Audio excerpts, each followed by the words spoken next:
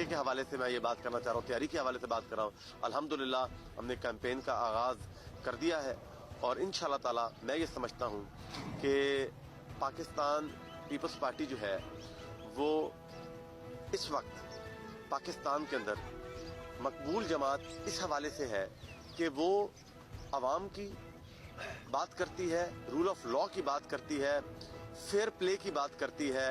وہ یہ کہتی ہے کہ تمام لوگ جو ہیں وہ میدان میں آئیں, وہ پاکستان مسلم لیگ نواز کی طرح اور ان کے امیدواروں کی طرح رو نہیں رہی.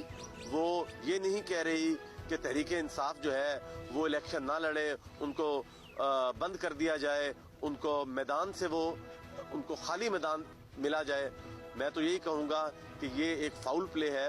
پاکستان مسلم لیگ نواز جو ہے اگر وہ اپنے آپ کو مضبوط سمجھتی ہے تو میں سمجھتا ہوں کہ ان کو ایک مقابلہ کرنا چاہیے میدان کے اندر. اس وقت جتنے بھی شہروں کی پوزیشن ہے, جو میرے حلقے میں شہر ہے, دیہاتوں کی پوزیشن اور ہوتی ہے. دیہاتوں میں لوگوں کے مسائل ڈیفرنٹ ہوتے ہیں.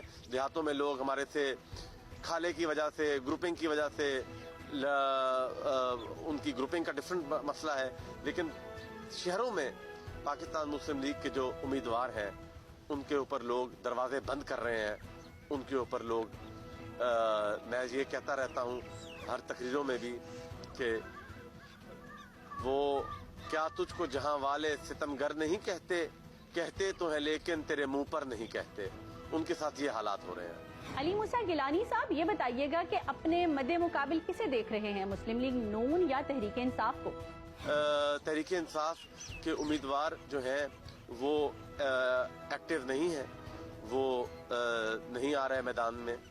ان کی جو جماعت ہے وہ خاموش بیٹھی ہے. ان کی جماعت خاموش بیٹھی ہے. ان کی جو ورکرز ہیں وہ خاموش بیٹھے ہیں.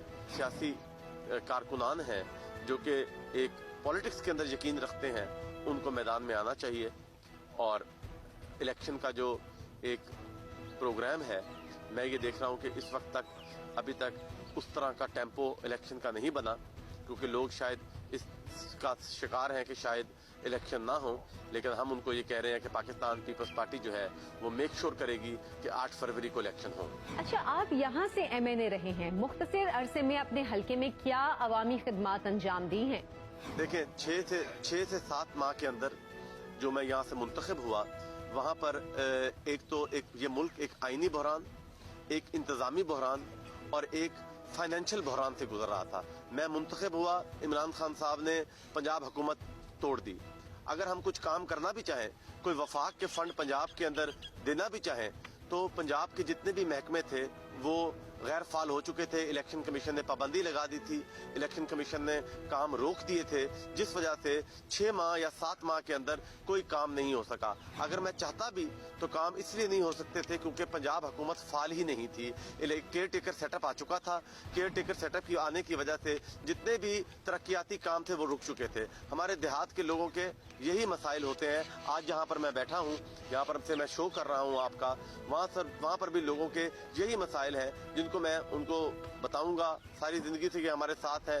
جو وفا ہے, وفا کی قیمت جو ہے وہ بہت زیادہ ہوتی ہے. وفا کے آگے کام معنی نہیں رکھتے. یہ لوگ میرے ساتھ, ہمارے خاندان کے ساتھ, میرے والد کے ساتھ, وہ یہاں سے چلتے آ رہے ہیں. ہم ان کے دکھ سکھ میں شریک ہوتے ہیں, تو ان کے ساتھ ایک ہمارا رشتہ ہے, ان کے بچوں سے ہمارا رشتہ ہے.